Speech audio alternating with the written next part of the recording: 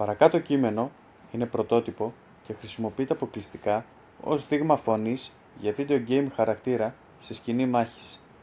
Σταματάτε. Πίσω τους βρίσκεται η πύλη.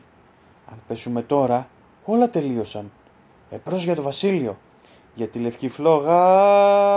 Είτε θα γράψουμε ιστορία, είτε θα γίνουμε η τελευταία της σελίδα.